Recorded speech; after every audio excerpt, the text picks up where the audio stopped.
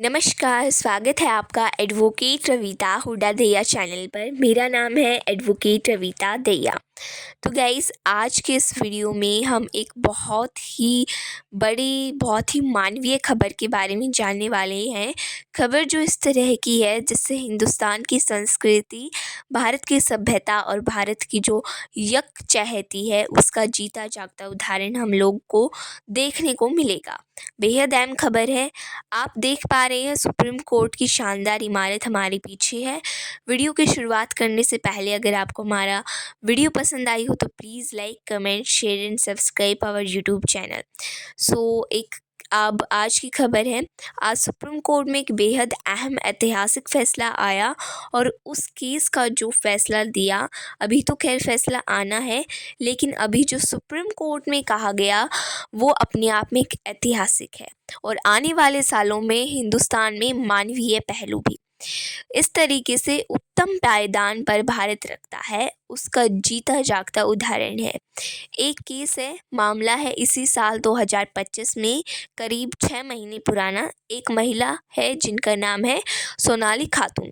उनका एक केस है, उनको रोहिणी से पकड़ा गया। ठीक है, उनको पकड़ा गया रोहिणी से, दिल्ली का रोहिणी इलाका, वहाँ से उनको पकड़ा गया मतलब क्या है?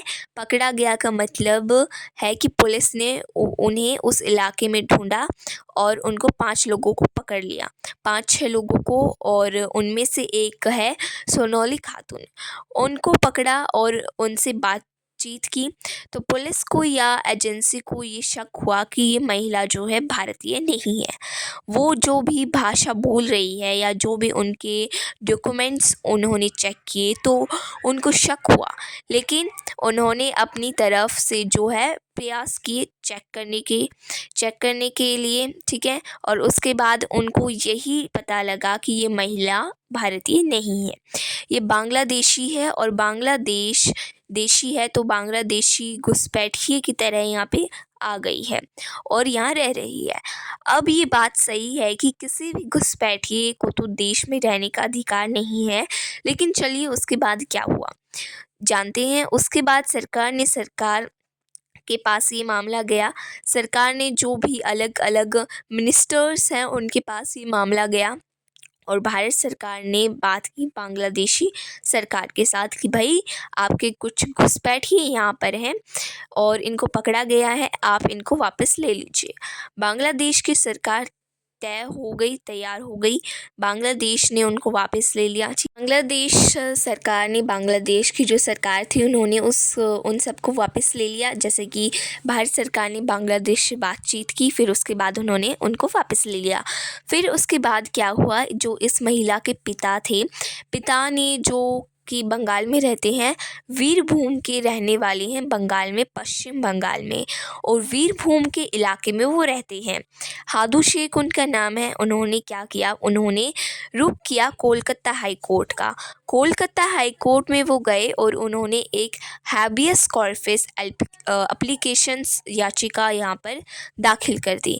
ये क्या है? ये याचिका है कि वो कहती है कि फला व्यक्ति जिसके बारे में, उस व्यक्ति को इस कोर्ट के सामने पेश किया जाए, ऐसा आदेश पारित करो। कोर्ट ने कहा कि भाई ये जो आपकी जो एप्लीकेशन है ये सही है, और कोर्ट ने उस तरीके से आदेश पारित कर दिया। सरकार को ठीक नहीं लगा, केंद्र सरकार उसके खिलाफ यहाँ पे आ गई सुप्रीम कोर्ट में। सुप्रीम कोर्ट में आज वो मामला सुनवाई के लिए आया।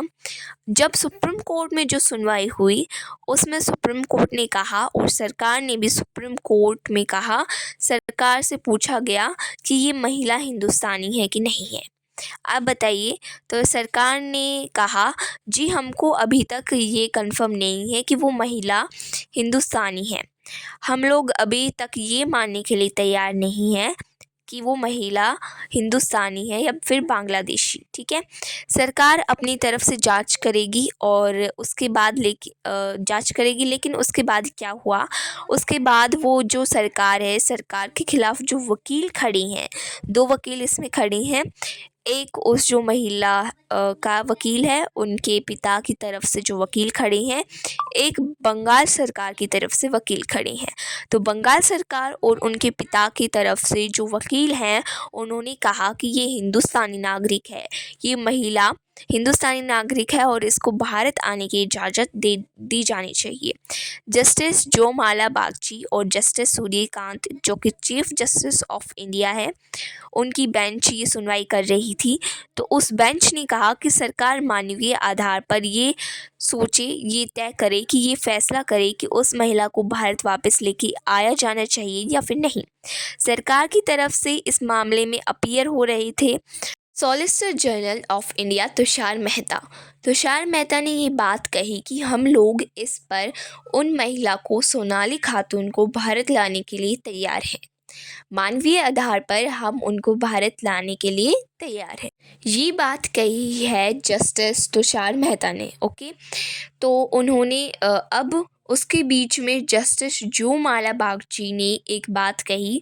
उन्होंने कहा कि जिस तरीके की बातें बताई जा रही हैं इस मामले में, जिस तरह की बातें कही जा रही हैं, वो जो व्यक्ति जिन्होंने हैबियस कॉर्पस एप्लीकेशन लगाई है, हैबियस कॉर्पस पेटिशन लगाई है, जो कि उस महिला के जिनको डिपोर्ट कर दिया गया है उनके पिता हैं, वो हिंदुस्तानी नागरिक हैं।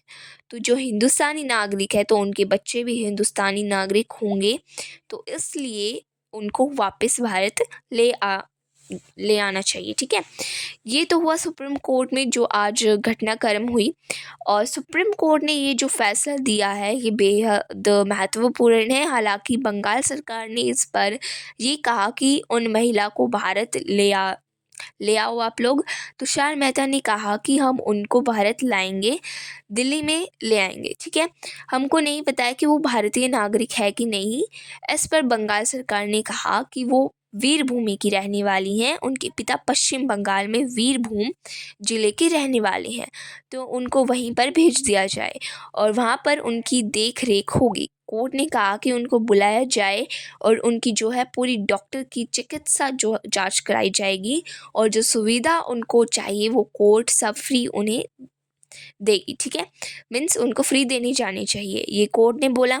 एक बहुत ही मानवीय फैसला जो कि हिंदुस्तान की जो मानवता के मूल है उसके लिए एक बहुत उत्तम मापदंड सेट करता है। ठीक है, उस तरह का ये फ़ैसला है, बेहद अहम फ़ैसला है। लेकिन इस फ़ैसले की रोशनी में हमको एक और चीज़ देखने की ज़रूरत है। आज हम लोग जब सुप्रीम कोर्ट के इस बेमिसाल ऐतिहासिक इमारत के सामने खड़े हैं, तो एक और महत्वपूर्ण चीज़ देखने की ज़रूरत है। वो क्या है? वो ये है कि इस तरीके से किसी भी व्यक्ति का डिपोर्टेशन कर दिया जाएगा, उसको भारत से बंगाल भेज दिया जाएगा। ना तो भारत की सरकार इस पर ध्यान दे, और ये मामला जो था ये कोई एक एजेंसी का या एक मंत्रालय से जुड़ा मामला नहीं है। कई एजेंसीज़ और कई मिनिस्टर्स इस मामले में जुड़ती हैं। जिसने अरेस्ट किया हो सकता है दिल्ली पुलिस ने किया हो, दिल्ली पुलिस ने अरेस्ट करके उसके बाद में मिनिस्ट्री ऑफ होम को बताया होगा, मिनिस्ट्री ऑफ होम ने उसके बाद राब्ता कायम किया होगा, मिनिस्ट्री ऑफ फिर जो एक्सटर्नल अफेयर्स मीन्स अफेयर्स से एक्सटर्नल अफेयर्स मिनिस्ट्री ने बंगाल देश सरकार से बातचीत की है, उन्होंने हाँ किया है, फिर हम लोग यहाँ से लेके उनको छोड़ के आए। इतने सारे एजेंसीज, इतने सारे मिनिस्टर्स, इतने सारे अधिकारी इसमें इन्वॉल्व थे। तो कौन व्यक्ति इसके लिए जिम्मेदार है कि अगर वो महिला, अगर तो वो विदेश भारत की नागरिक नहीं है तो सवाल सारे ख़त्म हो गए। अगर वो महिला हिंदुस्तान की नागरिक है तो ये जो पूरी गलत फैमिली हुई है, उनको गलत तरीके से वापस भेजा गया है, उसके लिए जिम्मेदार कौन? उसकी जिम्मेदारी लेगा कौन? क्योंकि कहीं ना कहीं कोई ना कोई तो आदमी ऐसा होगा, संस्था ऐसी होगी, अफसर ऐसा होगा जिसको जिम्मेदारी लेनी चाहिए, और वो उम्मीद है कि सरकार उस पर कोई ना कोई फैसला लेगी और उसके लिए जो दोषी अधिकारी होंगे उन पर कार्रवाई की जाएगी। लेकिन हिंदुस्तान, मैंने जैसे बताया कि हम लोगों की जो असली पहचान है और विश्व भर में जो हमारा नाम है, जिसकी वजह से लोग हमको जानते हैं, वो हमारी ये चाहती हमारी संस्कृति, हमारी सभ्यता और मानवीय मूल्यों को उत्तम स्तर पर रखने की। जो भारत की संस्कृति है उसकी वजह से हम लोगों को जाना जाता है और आज भारत के उच्चतम न्यायालय में उन्हीं मापदंडों के आधार पर फैसला दिया और कोर्ट ने कहा कि हम लोग मानवीय आधार पर ये फैसला कर रहे हैं उनको। लेकिन इसके पहले सरकार ने बोल दिया तो इसका मतलब ये तय हो गया कि उनको भारत लेके आया जाएगा। ये आज का सबसे और अहम और मानवीय मूल्यों से जुड़ा एक मामला था। मुझे लगा आपके सामने ये ज़रूर लेके आ जाना चाहिए और एक सरकार को इसमें लताड़ भी लगाई गई है और कि लताड़ की भाई क्या लताड़ लगाई गई कि भाई इस तरीके से ये फैसला किया गया है, कौन इसके लिए जिम्मेदार है। और सरकार इसके बाद बैक फुट पे आई और सरकार मान गई। खैर ये पूरी घटना थी, पूरी कहानी थी जो मैं आपके सामने लेके आई हूँ। इस वीडियो में इतना ही दोस्तों, मिलते हैं कल एक और नई वीडियो के साथ और आई होप ये वीडियो आपको जानकारी देगी काफ़ी सारी और आपको पसंद भी आएगी। अगर किसी व्यक्ति को केस से रिलेटेड सलाह या जानकारी चाहिए तो नीचे दिए गए नंबर पर संपर्क कर सकता है। वीडियो आई हो तो like, comment, share and subscribe our YouTube channel.